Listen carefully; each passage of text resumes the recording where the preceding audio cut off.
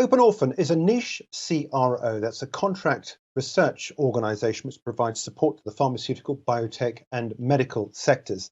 And it's had considerable success during the coronavirus pandemic through its hVIVO unit, which it says through its COVID clear test, it says it's the most accurate antibody test available to UK employers, desperate to try and get people back to work. This is just one side of Open Orphan, which has a number of exciting developments underway. Cathal Friel is executive chairman. Cathal, welcome.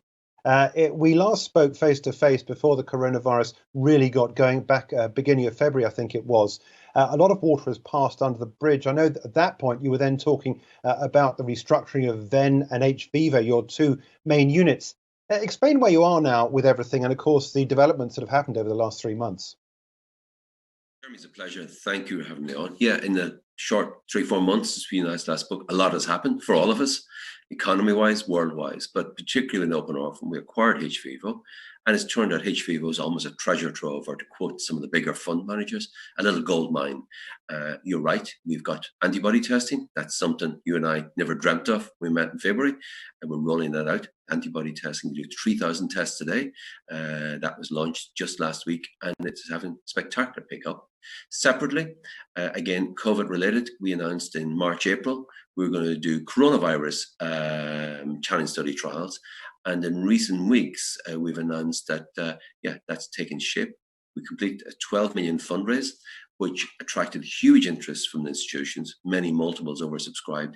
And some of that money is going to develop a COVID-19 clinical trial to test all these vaccines. So basically, there's 126 COVID-19 vaccines in development around the world.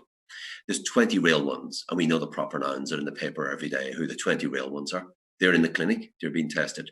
Of those 20 real ones, we are in discussions for 12 of them, and we would expect to get at least 5 or 6 of those, maybe more, before the turn of the year. Those clinical trials, they're called a 2B challenge study. We can guarantee whether the vaccine works or doesn't within 6-8 weeks. So that's pretty sensational.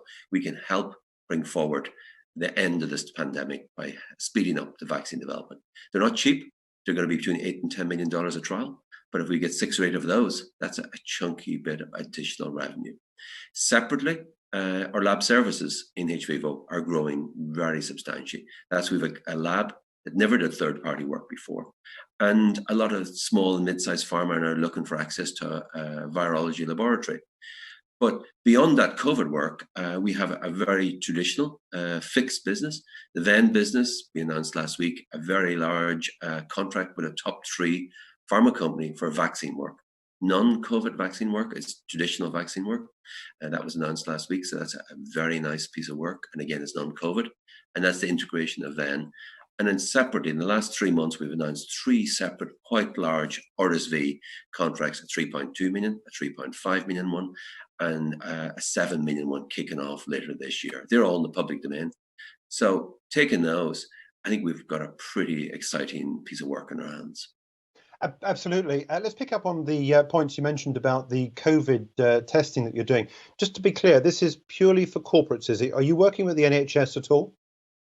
No, I think, look, it's clear. There's only 3 companies in the world that has 100% accuracy antibody testing. This is very different from your COVID testing. This is COVID antibody.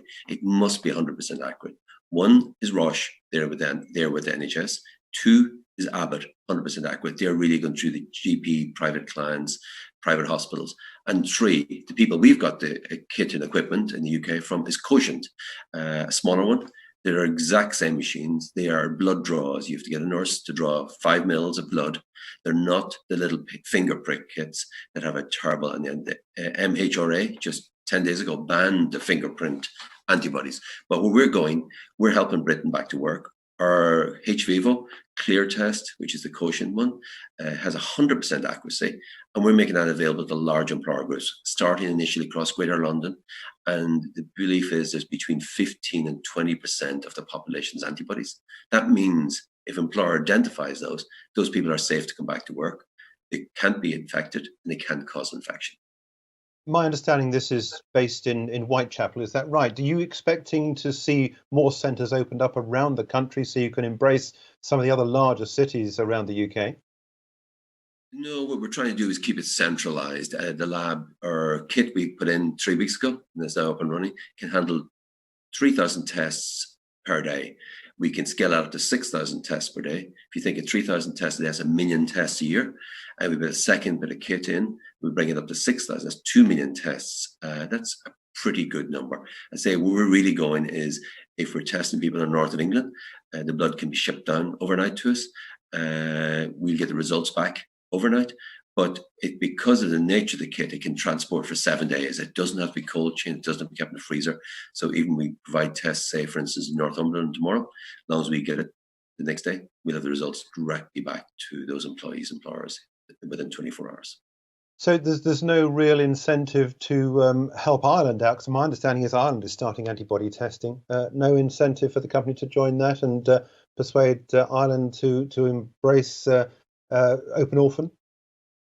Absolutely. Well, we've already started in Ireland as well, and we're shipping the blood to the UK. Right.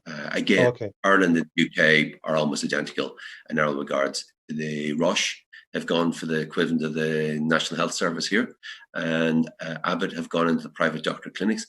Nobody's gone out to the large employers and say, look, we will put a nurse in your facility and we'll test everybody. That's the model. We're going to large employers and allowing both the employee and employer to know in a very quick on-site in their place of employment exactly, do you have antibodies or not? It's a kind of reassurance. A lot of employers are looking both in Ireland and England saying, it would be nice to tell our staff, have you antibodies or not? And it's a bit like a Superman effect. If you realize, and like we did one with the Sun actually last week, and the cameraman literally fainted when he realized, oh, I've got antibodies. He'd no clue, and it's on the Sun online, is that he'd no clue he had antibodies. And he now realized, well, hey, I can't never get it again. For that period, is that a year or 2 or 3 that immunity lasts? Yeah. Okay. Well, let's hope we hear more about that sort of story, which is nice to hear. Listen, we're talking there about hVIVO. I want to move on, if I can, to Venn. And you made it clear when we spoke in February that you had been working very hard and regrettably, obviously, had to let some staff go, but you had made Venn into a far better, leaner fighting machine within the organization, and you were able to produce some deals. In fact, I noticed that last week Open Orphan revealed that Venn Life Sciences won a major contract, to quote your release, with a leading vaccine developer, one of the top pharmaceutical companies in the world. Give us some more details. What's the background behind this? Where's it going to lead us? Yeah, Jeremy, look, Venn is still a lovely business. It definitely overexpanded, too much bureaucracy. I've come in as a hands-on executive chairman. Then we sort of, let's say, the CEO was a casualty of the merger. Likewise in hVIVO, the CEO was a casualty of the merger. I believe in freeing up the mid-rank staff who've been there a long time. And yes, in Venn, we've slimmed down very nicely. It's going to be profitable. And out of the Breda team, they've actually done a top 3 pharma company in the world, non-COVID work. So what we're very clear is we've got 2 sides. We're kind of COVID central with the antibodies, testing the vaccines, all that good stuff. And we've now a really good traditional growing, even COVID disappeared tomorrow, we would have a very successful business in our hands. So we've in each way bet is the way I put it. When will we know which company it is that you've done the deal with? Again, most pharma companies don't like seeing their names up there in lights, but it's a top 3 pharma. And we would hope in the coming month to do a deal with another top 3 pharma. So then that narrows the odds down if you say another top 3 pharma, okay? And that's okay. Another piece of work that's in progress. Okay. Sure. And again, okay. That's a piece of work, non-COVID work. Yeah. Okay. Tell me about the 49% stake in ImmuneX. What's happening there with Open Pharma in that business? Yeah, look, Jeremy, that's really interesting. Again, I keep saying we've picked up a little gold mine. We've realized we own 49% of ImmuneX. Uncle Neil, Neil Woodford, in his wisdom, put 113 million into hVIVO over the last 5 years. We acquired it instead of for 113, we acquired it for 13, and it came with 2 million cash. So we really paid 11 million. But all that money wasn't wasted. Say we got the fabulous 24-bed clinic in East London. We got the virology laboratory. But really importantly, this 49% stake, we've kind of a nominal value on it, but it's got 2 assets. Yesterday in the Lancet published the results of a phase 1 universal mosquito vaccine. And not to quote other media organizations, but Fox News, of all people in the States, issued a release the weekend saying this mosquito vaccine that ImmuneX is the holy grail of vaccines. That's pretty strong. So it's exciting. It also has a phase 3 ready universal flu vaccine. So we've made clear to the market on our public and our website and the deck is that the strategic review, we'd like to monetize that 49% stake in conjunction with the Seek Group who own 51. And let's see where that goes. I think it's a great place to be owning an asset now, 2 assets in the vaccine space, given everything that's happening. Yeah, given everything that's happening, there's a lot going on at the moment. And a company like Orphan, presumably to some companies, presents a wonderful opportunity. Have you had any offers to buy the business? Is it something you would actively encourage companies to come along and offer for the business, or are you happy taking it along as an independent business? I always say in business, Jeremy, everything is for sale at the right price. When you and I spoke in January, we had a market cap of just about 30, and I thought 100 million would be a nice round figure around Christmas. I thought 3 times our market cap would be good. The irony of irony, a week or 2 ago, we came very close to 100 million market cap. We've dropped back slightly because we had one of our shareholders, an overhang, dumped some shares. But I think in the coming weeks, we won't be far short of 100 million. So we certainly won't be selling for 100 million. But if anybody, like all public companies, you should always be for sale. We've not made no bones of the fact that we're in to turn these companies around and create value for shareholders. So let's see where that goes.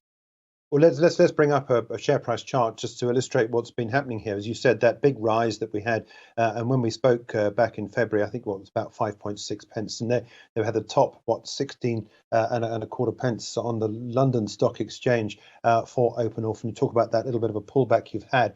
Let me just quickly return to the commentary that you went out of your way to discuss with me back in February about the profitability of the company. You said then you were expecting to post profits at some point in the not too distant future. You didn't actually put a precise date on it. How far down the road are we now for you to be able to supply profits to shareholders? Absolutely. Look, Jeremy, we're a services company. We're no longer the product development, despite having a 49% stake in ImmuneX, but there's no further cash going in there. So we have to be profitable, and we will be profitable in H2. We didn't quite make it in H1, but we will be operational profitable as we go forward. We've taken a lot of overhead. We've added a lot of additional sales and revenue. So absolutely, that's very much on target for later this year. There's no question about that. Okay, later this year, tell us where you're going to be at the end of the year. What's your aspiration, assuming we all get back to work and assuming we don't have a second wave of COVID? Where do you see the business in December? I think we'll end the year if we do half as much as we're expecting. The revenue from our antibody testing, the revenue from our testing of 6 or 8 of the COVID-19 vaccines, and our traditional business keeps coming through forward, I think will be unrecognizable. So I think we're certainly almost unrecognizable when you and I met 3-4 months ago. So as I say, a lot done, a lot more to do. So really looking forward to catching up in 3 or 4 months' time and CDO recognizes how much we've transformed in the next 3-4 months. Carol, just one final question, and that is, during this crisis, many of us have had to adapt to new ways of working. Are you likely to change your office requirements when you do have staff able to go back? Are you going to have more people working from home as a result of your experiences over the last 3 months? Jeremy, absolutely. Just yesterday, we reviewed the lease in our office. It's up. There's a break clause at the end of July, and we've decided to get a slightly larger office, but much reduced space. We had 85 desks in our previous office. We've now reduced it to 40. We have a huge percentage of our staff have asked, can we avoid the London commute? We do need some people in the office. The clinic people have to come in, the lab people come in, but a lot of the rest of the people are really happy working efficiently. And being frank and honest, I think quite a lot of our staff have worked even more efficiently from home. Certainly the hours have been longer. Okay, they might have children running around annoying them. But yes, I think it's been I've never been a fan of home working, but I've been transformed. I think the amount of staff who've worked really successfully from home through the pandemic. And I think for them, there's a quality of life aspect to it. Okay, all right, Cathal, that's a deal. Thanks so much indeed. Let's hope we manage to meet face to face next time in the studio, but it's a pleasure. And thank you indeed for your time. It's much appreciated. That's Cathal Friel. He's Executive Chairman of Orphan.